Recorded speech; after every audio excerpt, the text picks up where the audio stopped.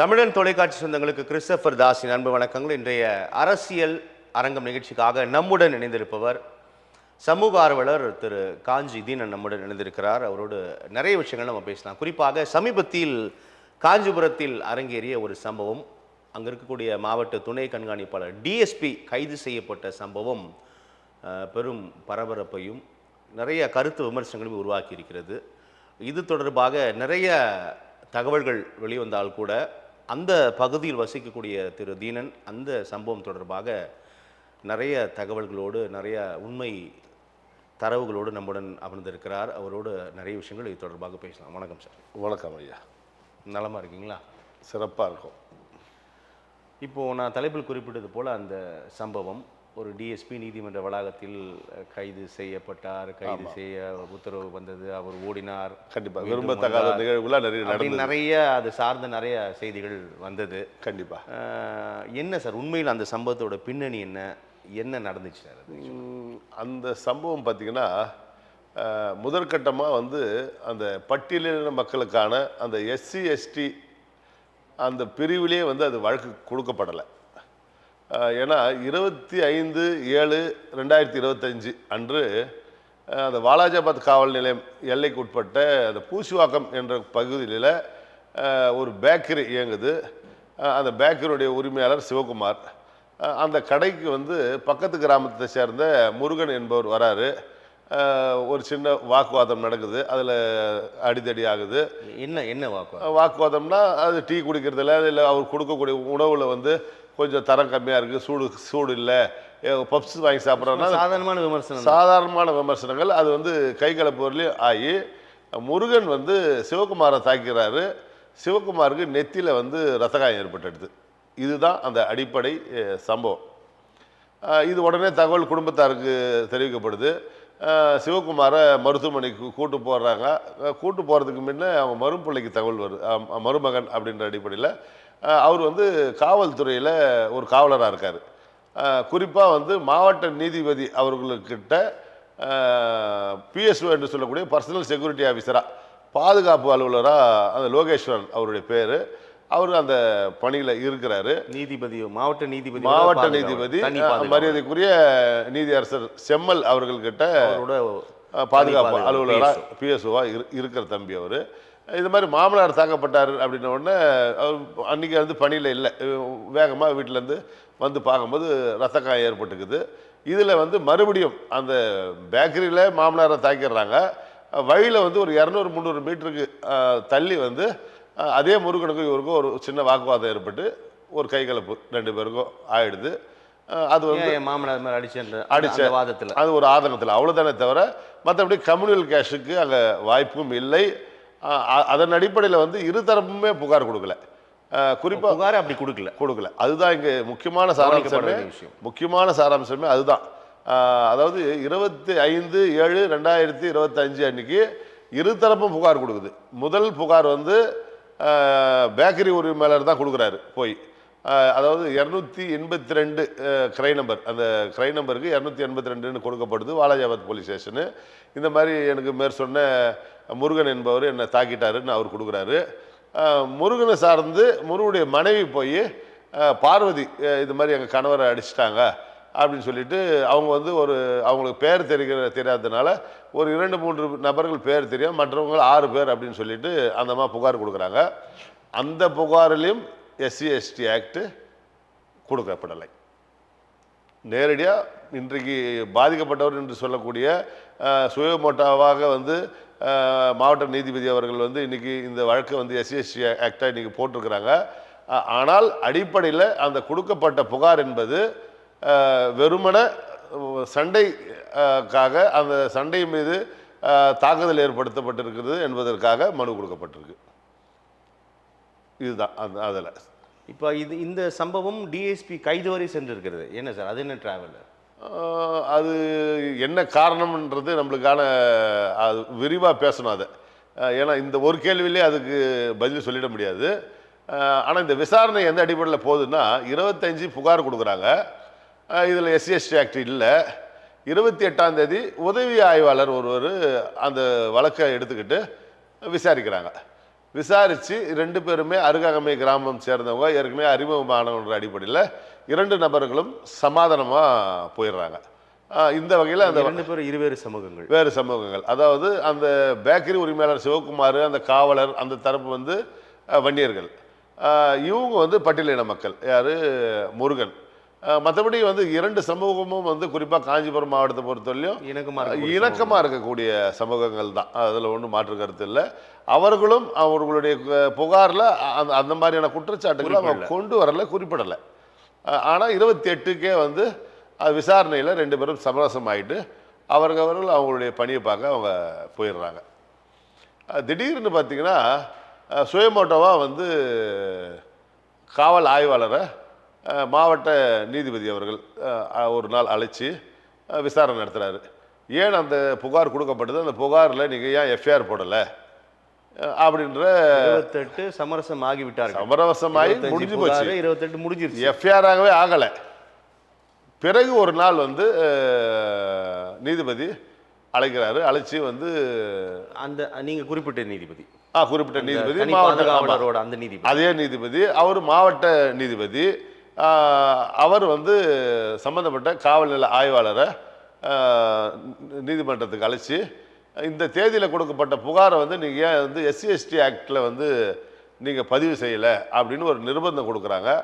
அந்த நிர்பந்தத்தின் அடிப்படையில் அது நிர்பந்தம் கொடுக்குறாங்களோ, உங்களோட கருத்தா எப்படி, எந்த அடிப்படையில் சொல்கிறீங்க? இல்லை, அதாவது ஒரு புகார்தாரரே அவரே வந்து இந்த கருத்தை வந்து முன்வைக்கலை. இப்போ உதாரணத்துக்கு நான் வந்து ஒரு வைக்கலன்றது உறுதியா, இல்லை ஒருவேளை முன் வச்சு காவலர்கள் அதை ஏற்றுக்கொள்ளவில்லை என்பது உண்மையா? இல்லை இல்லை, இந்த வார்த்தைகளுக்கான பொறுப்பு நீங்கள் தான் இருக்கணும். கண்டிப்பாக. ஏன்னா இப்போ புகார் அப்படின்னு சொல்லும்போது புகார் எழுத்து மூலமாக தான் கொடுக்கப்பட்டிருக்கோம். அந்த எழுத்து மூலமாக தான் அந்த புகாரை வந்து அவங்க வாபஸ் பண்ணும்போது அதை திரும்ப பெற்றிருப்பாங்க. அதனால் இதெல்லாமே பதிவு செய்யப்பட்டது.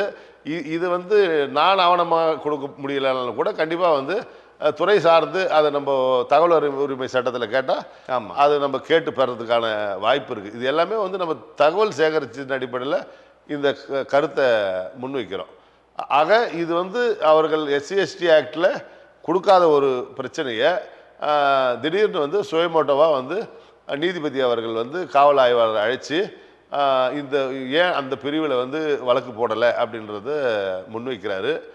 குறிப்பாக என்னை பொறுத்தவரையிலும் பார்த்தீங்கன்னா, நான் 30 ஆண்டு காலமாக பல்வேறு அரசியல் கட்சியில் பல பொறுப்புகளை, மாநில பொறுப்புகள் வரையிலும் இருந்து, அது மட்டுமல்லாது பல்வேறு சமூக அமைப்புகள், சங்கங்களில் வந்து பொறுப்புகளில் இருந்து இந்த 30 ஆண்டு காலமாக நீர் உரிமைக்காக, மொழி உரிமைக்காக, கல்வி உரிமைக்காக,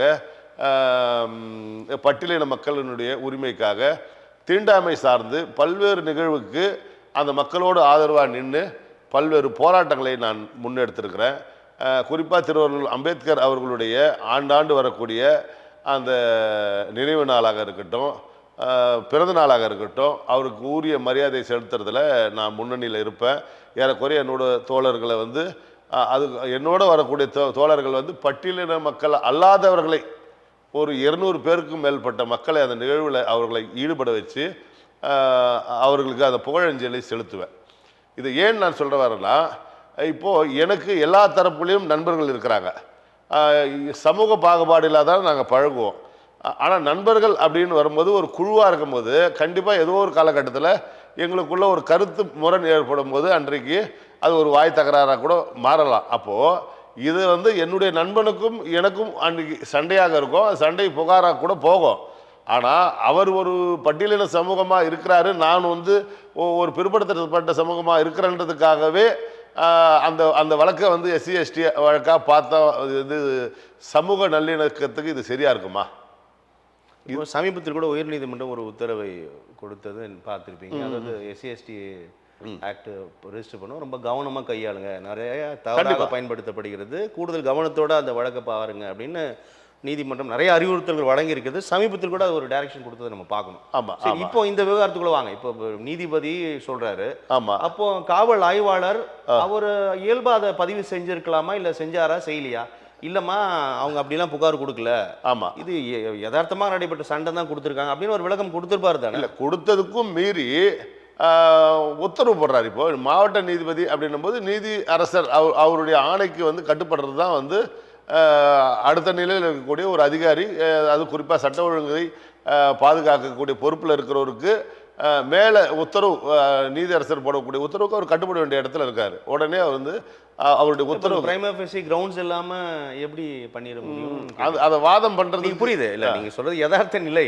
ஆமா சொல்லும் போது காவல் ஆய்வாளர் சரிங்கம்மான்னு சொல்லிதான் ஆகணும். சரின்னு ஆனா இது பதிவு பண்ணிடுறாங்க. அறியாமல் இருப்பாரா இருந்திருக்கிறாரான்றது கேள்வியா இல்ல.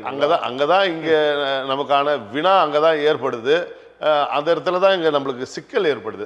அதாவது ஒரு கேள்விக்குறி எங்க வருதுன்னு பாத்தீங்கன்னா, பல்வேறு சிறப்பான வழக்குகள்ல நீதியரசர் செம்மல் அவர்கள் குறிப்பாக அந்த அபிராமின்னு சொல்லக்கூடிய அந்த கள்ள தொடர்பு சம்பந்தமா தன்னுடைய குழந்தைகளை 2 குழந்தைகளை வந்து அந்த கொலை செய்து அந்த அம்மா அந்த சம்பவத்துக்கு மரியாதைக்குரிய நீதியரசர் இந்தியாவே திரும்பி பார்க்கக்கூடிய அளவுக்கு ஒரு சிறப்பான தீர்ப்பை கொடுத்தாரு.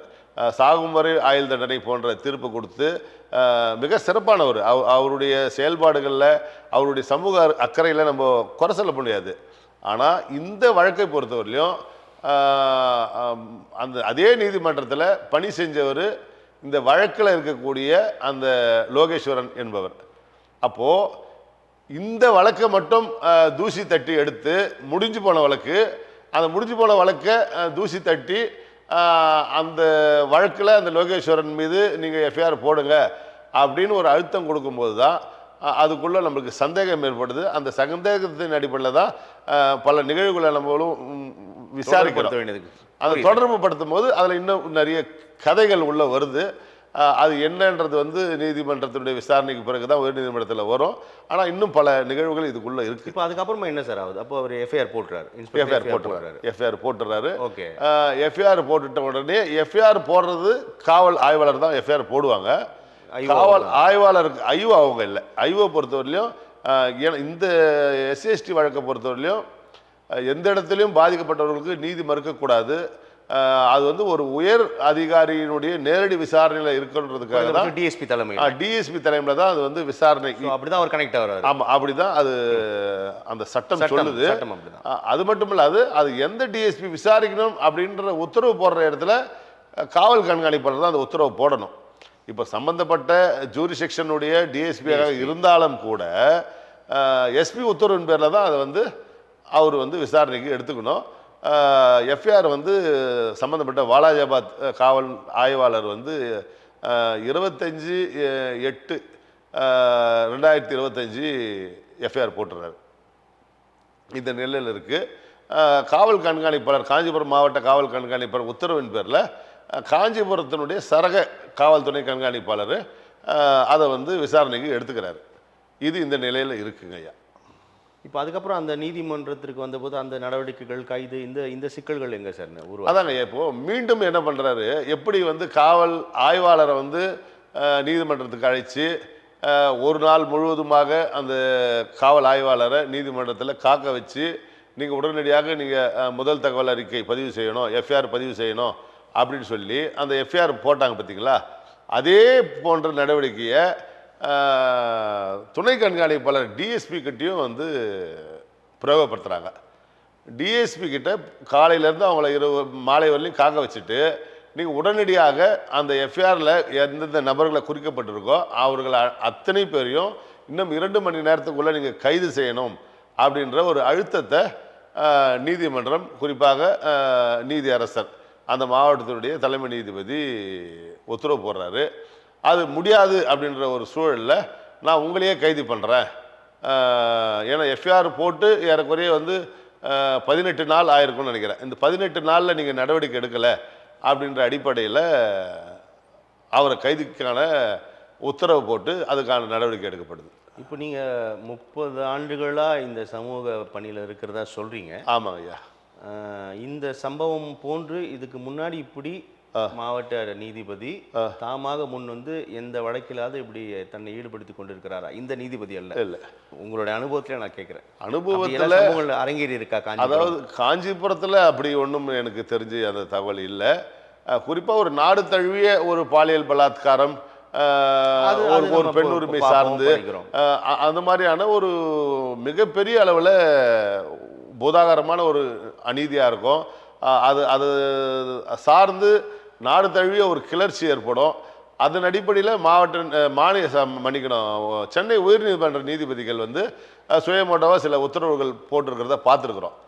ஆனால் இந்த மாவட்ட அளவில் குறிப்பாக காஞ்சிபுரம் மாவட்டத்தில் எந்த ஒரு முன்னுதாரணமும் இல்லை. இதுதான் வந்து என்னுடைய 30 ஆண்டுகால அனுபவத்தில் இதுதான் மாவட்ட நீதிபதிக்கு வந்து இந்த அதிகாரம் இருக்கிறது. அதனால உயர் நீதிமன்றம் உச்ச நீதிமன்றத்தை போன்று அவர்களும் வந்து தாமா முன் வந்து வழக்கு விசாரிக்கலாம், உத்தரவு போடலாம், அதிகாரம் போடலாம். நீங்க சொல்ற மாதிரி மகிழ்ச்சியை நம்ம வரவேற்கிறோம். ஆமா ஆமா. ஆனா இதன் மீது இந்த விமர்சனங்கள் உருவாகி இருப்பது தானே இப்ப பேசு பொருள் ஆகி. ஆமா ஆமா ஆமா. விமர்சனம் எந்த அடிப்படையிலன்னா, அதாவது பார்த்தீங்கன்னா, நீதிபதி தன்னுடைய காரில் தன்னுடைய உதவியாளர்கள் பாதுகாப்போடு சிறைப்படுத்தணும் அப்படின்ற ஒரு உத்தரவு போட்டு பாதுகாவலர் அந்த நீதிமன்றத்தினுடைய அலுவலர்கள் அந்த துணை காவல் கண்காணிப்பாளரோடு இருக்கிறாங்க.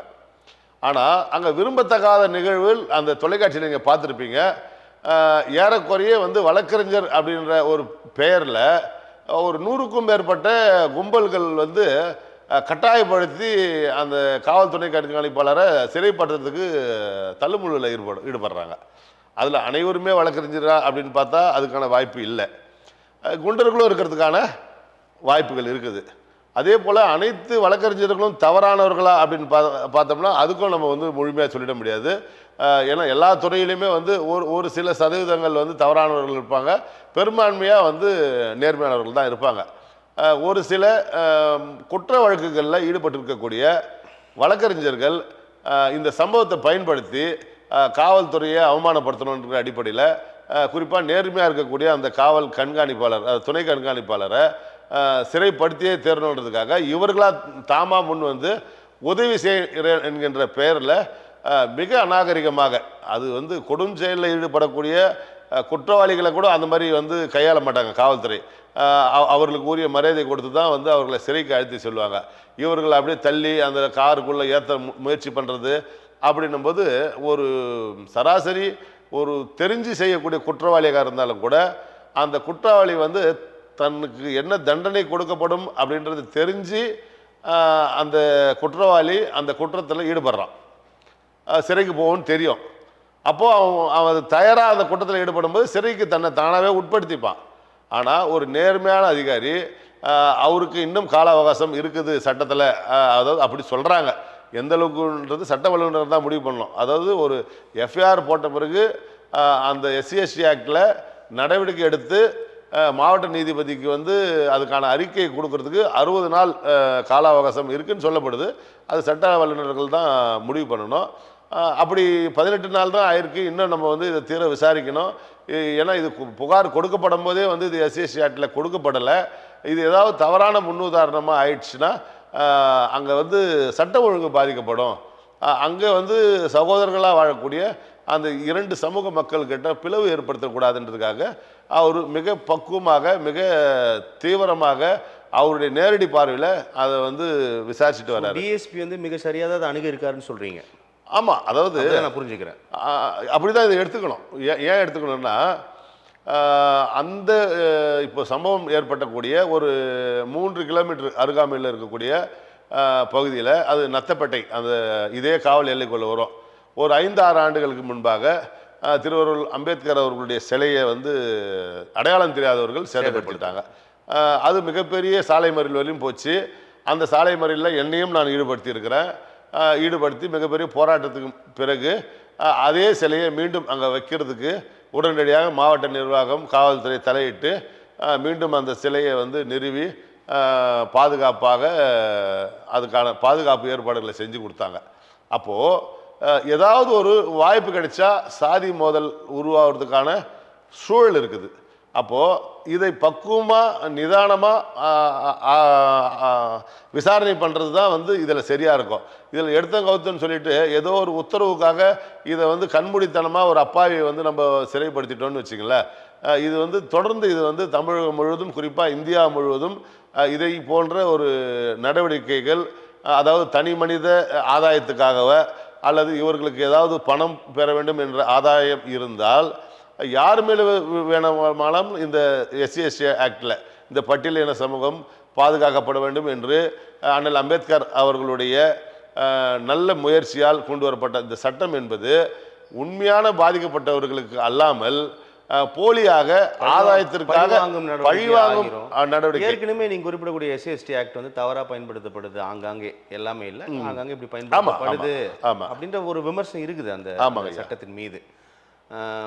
அப்போ அந்த அடிப்படையில் பார்க்கும்போது இந்த விவகாரம் உருவாக்கி இருக்கக்கூடிய நிறைய விமர்சனங்கள் மாவட்ட டிஸ்ட்ரிக்ட் செஷன்ஸ் கோர்ட்லேயே, அது ஹைகோர்ட்டில் அதை சேலஞ்ச் பண்ண முடியும், ஆனால் அது எப்படி போகும்னு நினைக்கிறீங்க? இல்லை, இந்த விவகாரத்தை பொறுத்தவரையிலும் ஹைகோர்ட்டில் வந்து இந்த மாவட்ட நீதிபதி கொடுத்த அந்த தீர்ப்பை வந்து தீர்ப்பு என்பதை விட அதை முழுவதுமாக ரத்து பண்ணியிருக்காங்க நீதியரசர் சதீஷ்குமார் அவர்கள்கிட்ட உடனடியாக. ஏன்னா இந்த துணை காவல் கண்காணிப்பாளர் வந்து அந்த சிறைப்படுத்துகிற நிகழ்வில் வந்து சில நடைமுறைப்படுத்தப்படலை.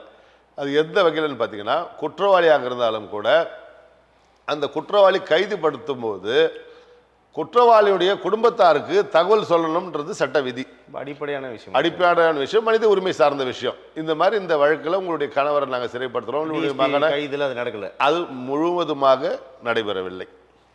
இவர் ஒரு சராசரி மனிதனாக இருந்தால் பரவாயில்ல, இவர் வந்து ஒரு சட்ட ஒழுங்கை ஒரு சரகத்தை பாதுகாக்கக்கூடிய இடத்துல இருக்கக்கூடிய சப்டிவிஷன் காவல்துறை உயர் அதிகாரி. அவருக்கே அது ஃபாலோ பண்ணலை. இவருக்கு அடுத்த நிலையில் இருக்கக்கூடிய காவல் கண்காணிப்பாளருக்கோ அல்லது அந்த சரகத்தினுடைய காவல் துணைத் தலைவராக இருக்கக்கூடிய டிஐஜிக்கோ அல்லது வடக்கு மண்டலம் என்று சொல்லக்கூடிய அந்த மண்டலத்துடைய காவல் தலைவர் ஐஜிக்கோ வந்து இவர்கள் முறையாக வந்து ஒரு தகவலை சொல்லலை. உண்மையிலே சொல்லலை இருக்க வேண்டியும் சொல்லலை. அப்படி சொல்லலை அப்படின்னும் போது இது என்ன அப்படின்னக்கூடிய ஒரு பதட்டம் கண்டிப்பாக யாராவது இருக்கதானே செய்யும். அந்த பதட்டத்தில் தனக்கான உடலில் வந்து ஒரு சில மாற்றங்களில் அந்த அதிகாரி உணர்ந்ததான் நான் உணர்றேன். இது எல்லாமே வந்து பார்த்திங்கன்னா அந்த அதிகாரிக்காக நம்ம பேசலை, அந்த சூழலை கருத்தில் கொண்டு தான். இப்போது நம்ம ஒரு களத்தில் போய் நிற்கிறோம்னா அந்த களத்துடைய சூழலை பார்த்து தான் அந்த பாதிக்கப்பட்டவர்களுக்கு அல்லது ஒடுக்கப்பட்ட மக்களுக்கான பிரச்சனைகளை போய் அந்த உரிமைக்காக நம்ம போய் களத்தில் நிற்கிறோம். அதன் அடிப்படையில் அந்த சூழல் எனக்கு எப்படி தோணுதுன்னா, எதிர்பாராத விதமாக திடீர்னு தப்பே செய்யாத நம்ம மீது இப்படியான ஒரு வழக்கு வந்து பாயப்படுது, நம்மளை வந்து சிறைப்படுத்த சொல்கிறாங்க. அப்படி ஒரு அதிகாரி, பணியில் இருக்கக்கூடிய அதிகாரி, சீருடை பணியில் இருக்கக்கூடிய அதிகாரி ஒரு நாள் இரவு சிறையில் கழிச்சிட்டா எதிர்காலம் அவருடைய அனைத்து பதவி உயர்வுகளும் தடைப்பட்டுடும். குறிப்பாக இவங்க வந்து குரூப் 1 ஆஃபீஸரு, இன்னும் பல உயர் பதவிகளுக்கு போய் அடையக்கூடிய ஐஜி வரையும் போகலாம். அதுக்கான வாய்ப்பு இருக்கக்கூடிய அதிகாரி எந்த ஒரு குற்ற செயலிலும் ஈடுபடாத நம்ம இப்படி வந்து சிறைப்படுத்துகிறாங்கன்ற ஒரு அச்சத்தில் அந்த உடல் வந்து அவருக்கு ஒத்துழைக்க மறுக்குது. அதனால் தன்னுடைய அந்த இயற்கை உபாதையை அவர் கழிக்கிறதுக்காக அந்த இடத்த விட்டு குறிப்பாக வந்து சம்பந்தமே இல்லாத நபர்களாக நம்ம தள்ளுமுள்ளு பண்ணுறாங்க. நீதிமன்றத்துடைய ஊழியரான்னு தெரியல, வழக்கறிஞரான்னு தெரியல, குண்டரான்னு தெரியலன்ட்டு அந்த இடத்துல இருந்து அவர் ஒரு பெரிய நெருக்கடி உருவாகுது இல்லையா? மிகப்பெரிய நெருக்கடி. ஏறக்குறைய ஒரு 1000 பேர் மேலே அங்கே குழுமி இருக்கிறாங்க. ஏன்னா இது காவல் அதிகாரி யூனிஃபார்மு. அதே போல் எந்த குற்றவாளியாக இருந்தாலும் சிறைப்படுத்துறதுக்கு, அதை சிறைச்சாலைக்கு உள்ளே கொண்டு விடுறதுக்கு முன்ன அவர்களுக்கு மருத்துவ பரிசோதனை பண்ணணும். அவங்க ஃபிட்னஸாக இருக்காங்களா, அவங்க சிறையில் கொண்டு போய் விட்டாலும் அந்த உடல் அதை ஏற்றுக்கொள்ளுமா அப்படின்ற அடிப்படையில் அவங்கள வந்து ஆய்வு பண்ணணும். இது வந்து சராசரி மனிதன் என்பதை விட மிக கொடூரமான செயலில் ஈடுபடக்கூடிய குற்றவாளிக்கு கூட அந்த உரிமை கொடுக்கப்படுது. ஆனால் இந்த நிகழ்வில் அதுக்கான வாய்ப்பே கொடுக்காம சிறைக்கு நேரடியாக கொண்டு போய் உள்ள விடுறதுக்கான முயற்சிகள் தான் எடுக்கிறாங்க. இந்த இயற்கை உபாதைகள்லாம் முடிச்சுட்டு அந்த துணை காவல் கண்காணிப்பாளர் நேரடியாக சிறை வளாகத்துக்கே போகிறாரு. போய் தன்னை சிறைப்படுத்திக்கிறதுக்கு தயாராக போய் அங்கே நிற்கிறாரு. அதுக்கான அனைத்து வீடியோ ஆதாரங்களும் உங்களை மாதிரி ஊடகங்கள் வந்து நேர்மையான ஊடகங்கள் வெளியிட்டிருக்கிறீங்க, அதை நம்ம மறுக்கிறதுக்கு இல்லை. ஆனால் சிறைத்துறை என்ன சொல்லுது, நீங்கள் மெடிக்கல் ஃபிட்னஸ் இல்லாத உங்களை நாங்கள் அனுமதிக்க முடியாது அப்படின்னு சொல்லும்போது அதுக்கு உரிய காஞ்சிபுரம் மாவட்ட தலைமை அரசு மருத்துவமனைக்கு காவல்துறையே போய் தன்னுடைய ஃபிட்னஸை வந்து உறுதிப்படுத்திக்கிட்டு சிறைக்கு போகிறதுக்கு தயாராக இருக்கார்.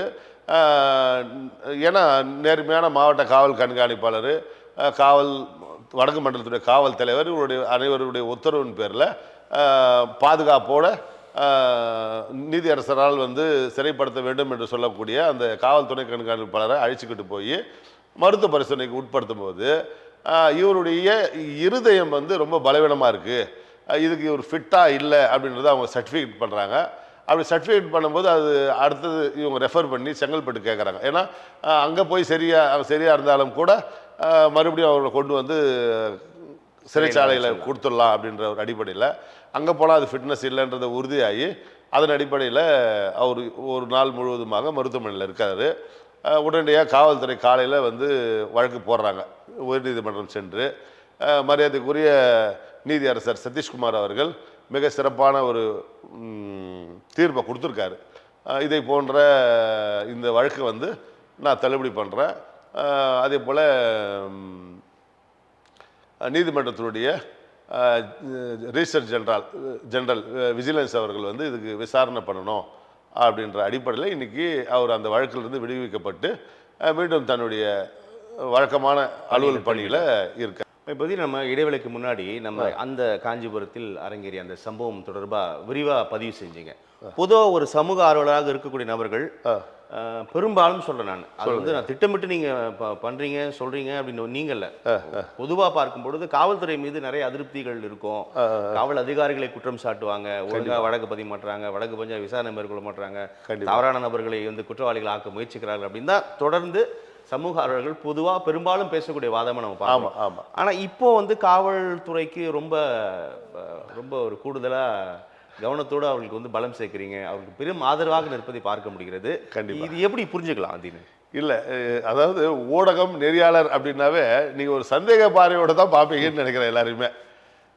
நான் வந்து சமூக பணியில் இருக்கிறவன், எது நியாயமோ அதன் பக்கம் நிற்க வேண்டியது தான் வந்து ஒரு சரியான நியாயவானா இருக்க முடியும். கண்டிப்பாக அது சரி. பல்வேறு காலகட்டங்களில் காவல்துறைக்கு எதிராக பல அதிகாரிகள் மீது நான் புகார் கொடுத்துருக்குறேன். குறிப்பாக உங்கள் கேள்வியிலே ஒரு வார்த்தை சொல்வீங்க, பொய்யான நபர்களை வந்து குற்றவாளியாக்கி இருப்பாங்க அப்படின்ற ஒரு வார்த்தையை நீங்கள் பயன்படுத்துறீங்க. இதே காஞ்சிபுரம் மாவட்ட எல்லையில் ஒரு காவல் நிலையத்தில் சம்பந்தமே இல்லாத ஒரு குற்ற செயலில் ஈடுபடாத ஒரு நபரை வந்து பொய் வழக்கில் கைது செய்து அவரை சிறைப்படுத்தினாங்க. அது சம்மந்தமாக நான் புகார் கொடுத்து அந்த காவல் நிலையுடைய ஆய்வாளரையும் உதவி ஆய்வாளரையும் வந்து சஸ்பெண்ட் பண்ண வச்சுருக்கிறேன். அதே வழக்கில் உண்மைத்தன்மையை விசாரித்த நேர்மையான அதிகாரிகள் அந்த காவல் உதவி ஆய்வாளரை முழுவதுமாக பணியிலிருந்தே நீக்கியிருக்காங்க. அதாவது ரிமூவ் ஃப்ரம் சர்வீஸ் என்று சொல்லக்கூடிய அளவில் அந்த நடவடிக்கை எடுக்கப்பட்டிருக்கு. ஏன்னா அந்த நிகழ்வில் அந்த காவல் அதிகாரி தவறானவர்கள் நம்ம குற்றம் சாட்டுறோம். ஆனால் பொதுவாகவே காவல்துறையோ அல்லது நீதித்துறையோ இப்போ இந்த சம்பவத்தில் சில தவறான வழிகறிஞர்களுடைய வழிகாட்டுதலின் அடிப்படையில் இந்த போக்கு என்பது நீதித்துறைக்கும் காவல்துறைக்கும் ஒரு மிகப்பெரிய மோதலை காமிச்சாலும் கூட அனைத்து நீதித்துறை சார்ந்தவர்களோ அல்லது வழக்கறிஞர்களோ தவறானவர்கள் அல்ல. அதே போல் காவல்துறையிலும் அனைவருமே தவறானவர்களா அப்படின்னு நம்ம பார்க்க முடியாது. சம்பவத்தை பொறுத்து தான் நம்ம தீர்மானிக்கணும், இதுக்கு நம்ம ஆதரிக்கலாமா, இதற்கு எதிர்ப்பு தெரிவிக்கலாமா. அதே போல பட்டியலின இதுவரை இல்லாத அளவு இந்த சம்பவம் ரொம்ப கூடுதல் கொஞ்சம் கவனம் பெறுதே அப்படின்னு. ஆமாம், ஏன்னா எவ்வளோ வழக்கில் வந்து காவல்துறை தண்டிக்கப்பட்டிருப்பாங்க. இவ்வளோ பெரிய ஊடகத்தினுடைய பார்வை, அந்த ஃபோக்கஸ் என்பது இல்லைல்ல. இது பார்த்திங்கன்னா ஒரு நாள் ஃபுல்லாக வந்து அனைத்து தொலைக்காட்சியிலும் வந்து பிரேக்கிங் நியூஸாக போச்சு. அப்போது இது ஒரு மாறுதலாக இருக்குது, ஒரு வித்தியாசமாக இருக்குது. இதில் ஏதோ ஒரு பிரச்சனை உள்ளுக்குள்ளே இருக்குது அப்படின்ற அடிப்படையில் தான் வந்து நீங்களே ஊடகத்துறைகள் அனைத்து தொலைக்காட்சியிலையும் வந்து நேரடி ஒளிபரப்பு பண்ணிங்க. அன்றைய முழுவதும் 2-3 நாட்களாக அதுதான் இன்றைக்கி செய்தியாக பேசப்படுது. அப்போது என்ன மாதிரியான சமூக ஆர்வலர் அதில் வந்து நான் கூர்ந்து பார்க்குறேன், இதில் என்ன பிரச்சனை, யாருக்கு இங்கே நீதி மறுக்கப்பட்டிருக்கு, அல்லது இவர்கள் வேகமாக நடவடிக்கை எடுத்திருந்தால் என்னென்ன பிரச்சனை உருவாயிருக்கும், தேவையில்லாத ஒரு சாதி ரீதியான மோதல்கள் கலவரங்கள் போன்ற நிகழ்வுகள் உருவாகக்கூடாதுன்றதுக்காக தான் கொஞ்சம் பக்குவமாக இந்த வழக்கை வந்து காவல்துறை கையாண்டு இருக்கு. நீதியரசுடைய உத்தரவுக்கு இணக்கப்பட்டு எஃப்ஐஆர் போட்டாங்க. இந்த உத்தரவு இந்த நிகழ்வுகள் எல்லாமே பட்டியலின மக்களுக்கு ஆதரவாக இருக்கக்கூடிய நிலை தான் உணர முடியுது. ஆமாங்க ஐயா. இப்போ நீங்கள் சொல்றது மூலமாக பட்டியலின மக்கள் உங்க ஒரு தனிப்பட்ட ஒரு சமூக ஆர்வலராக உங்கள் மீது என்ன இவர் நமக்கு எதிராக இருக்காரு இவர் அப்படின்னு புரிந்து கொள்வதற்கான வாய்ப்புகள் இருக்குது இல்லையா? அது எப்படி நீங்க தோழர் சொல்றது நெறியாளர் கேட்கறது சரியான கேள்விதான். அதுக்கான வாய்ப்பு இல்லை. ஏன்னா என்னை பொறுத்தவரையிலும் என்னுடைய அதிகபட்சமான நண்பர்கள் வந்து பட்டியலின தோழர்கள் தான். குறிப்பாக நான் அதை சொல்கிறதுக்கே நான் வந்து சங்கடப்படுறேன். ஏன்னா உறவுகளாக தான் வந்து எங்கள் வீடு வரலையும் பார்த்தீங்கன்னா எனக்கு சகோதரனா வெளி மக்களுக்கு அறியப்பட்டவர்கள் வந்து பார்த்திங்கன்னா பட்டியல் சமூகத்தை சார்ந்தவர்களாக தான் இருப்பாங்க. ஆனால் அது அவங்களுக்கே தெரியாது. என்னுடைய தம்பியாக தான் பார்ப்பாங்க. இவ்வளோ ஆண்டு காலமாக ஒரு 25-30 ஆண்டுகள் பொது வாழ்க்கையில் என்னோடு பயணம் பண்ணுறவங்கள என்னுடைய தம்பியாக தான் அவங்க பார்த்துருப்பாங்க. ஆனால் உண்மையிலே அவங்க வந்து பார்த்திங்கன்னா பட்டியல் சமூகத்தை சேர்ந்தவங்க. அது மட்டுமல்லாது பல்வேறு சாதிய வன்கொடுமை சார்ந்த போராட்டங்களில் நான் வந்து என்னை ஈடுபடுத்திட்டு இருக்கிறேன். ஏற்கனவே சொன்ன திருவள்ளுவர் அம்பேத்கர் சிலையை வந்து உடைச்சாங்க. அதுக்கும் நான் போய் அந்த நிகழ்வில் கலந்துக்கிட்டு அந்த சிலை வைக்கிற நிகழ்வில் கலந்துட்டு இருக்கிறேன். அதே போல் காஞ்சிபுரம் மாவட்டத்தில் ஒரு நேர்மையான ஒரு சாராட்சியார், அவர் வந்து பழங்குடியின சமூகத்தை சேர்ந்தவர். அன்றைக்கு இருந்த மாவட்ட நிர்வாகம் வந்து அவர் வேலை செய்ய விடாத, ஒரு முழு அதிகாரம் கொடுக்காத, அவருக்கு நெருக்கடி கொடுக்கும்போது அதில் ஒரு அமைப்பு வந்து போராட்டத்தை முன்னெடுக்கிறாங்க. அந்த அமைப்புக்கு நான் அன்றைக்கு ஒரு அரசியல் கட்சியுடைய மாநில தலைவர் என்ற அடிப்படையில் நான் அந்த நிகழ்வில் பங்கெடுத்து கொண்டு இந்த அதிகாரி நீங்கள் வந்து சுதந்திரமாக செயல்பட விடணும், இது சாதி ரீதியான உங்களுடைய அடக்குமுறையை இந்த அதிகாரிக்கு எதிராக நீங்கள் பயன்படுத்தக்கூடாது, ஏன்னா அவர் நேர்மையான அதிகாரி என்ற அடிப்படையில் என்னை நான் போராட்டத்துக்கு ஈடுபடுத்தியிருக்கிறேன். அதே போல் நீங்கள் பிரபலமான அந்த அத்திவரதர் கோவில் கேள்விப்பட்டிருப்பீங்க காஞ்சிபுரத்தில். அங்கே அடிக்கடி வந்து வைணவத்தில் 2 பிரிவுகளுக்கு சண்டை வரும், தகராறு, அந்த பார்ப்பனருக்குள்ளே அடிச்சுப்பாங்க. அது மட்டுமல்லாது அங்கே வந்து தமிழில் வந்து பார்ப்பனர் அல்லாதவர்கள் தமிழில் பாசுரம் பாடுவாங்க.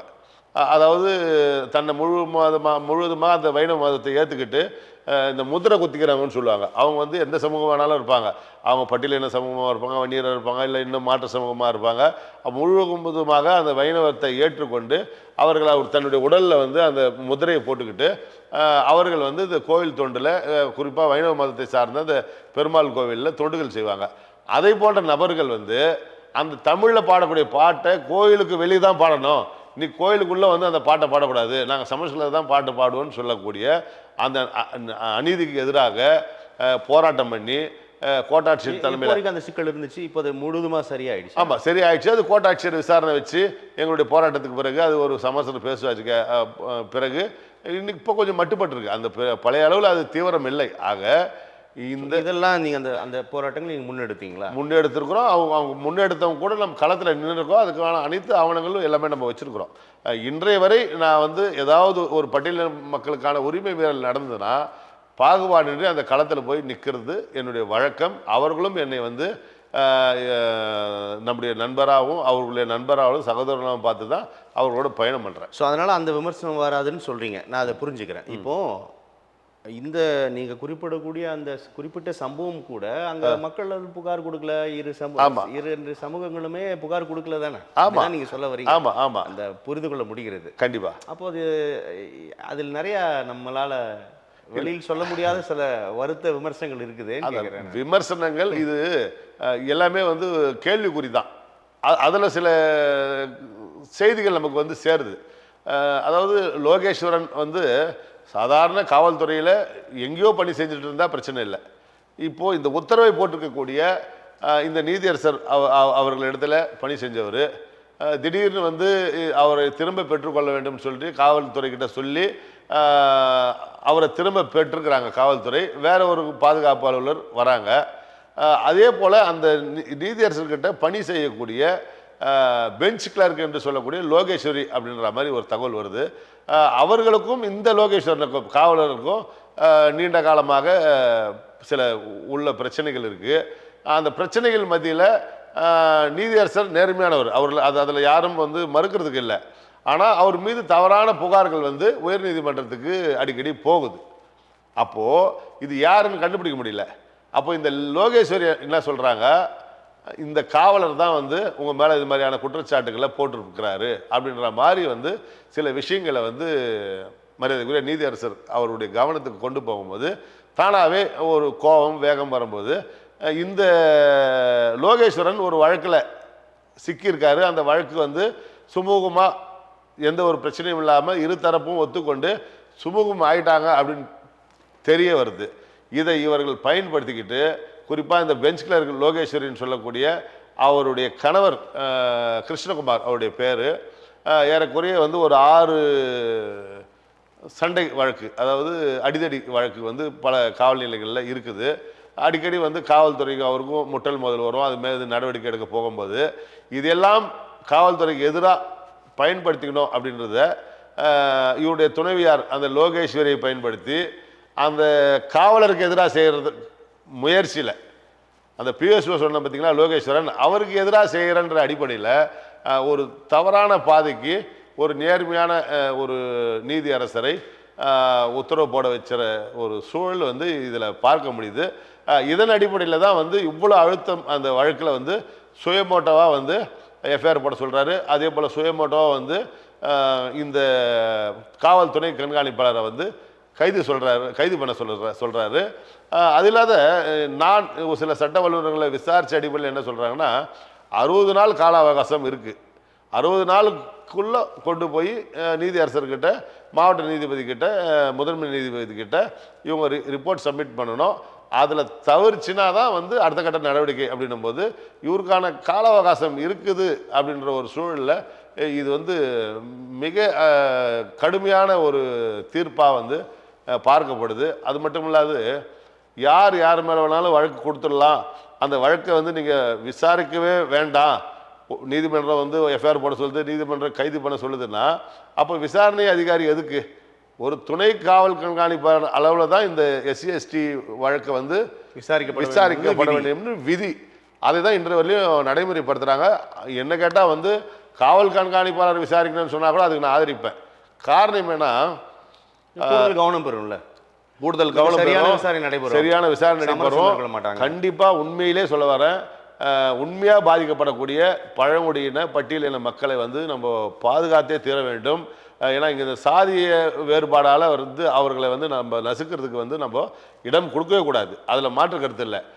ஆனால் இந்த வழக்கில் இந்த விசாரணை அதிகாரியே வந்து இவ்வளோ நெருக்கடி கொடுத்து எஃப்ஐஆர் போட வைக்கிறீங்க, இன்றைக்கி வந்து அவர்களை கைது போன்ற நடவடிக்கை அல்லது குற்றவாளி உடனடியாக கைது, அது குற்றம் சாட்டப்பட்டவர்கள், குற்றவாளி நம்ம எந்த இடத்துலையும் சொல்ல முடியாது, தீர்ப்புக்கு பிறகு தான் நம்ம குற்றவாளியை முடிவு பண்ண முடியும். இப்படி ஒரு அழுத்தம் இருந்தால் இன்றைக்கி நாடு தழுவிய எந்த பகுதியிலும் புகார் கொடுத்தா நமக்கு ஏண்டா பிரச்சனை, நம்மளை நாளைக்கு அரெஸ்ட் பண்ணுவாங்கன்னு சொல்லிட்டு அந்த அதிகாரி கண்மூடித்தனமாக அவர் வந்து தன்னுடைய அதிகாரம் என்ன, அவர் காவல் துணை கண்காணிப்பாளர், அவர் அந்த வேலையை செய்ய மாட்டார்.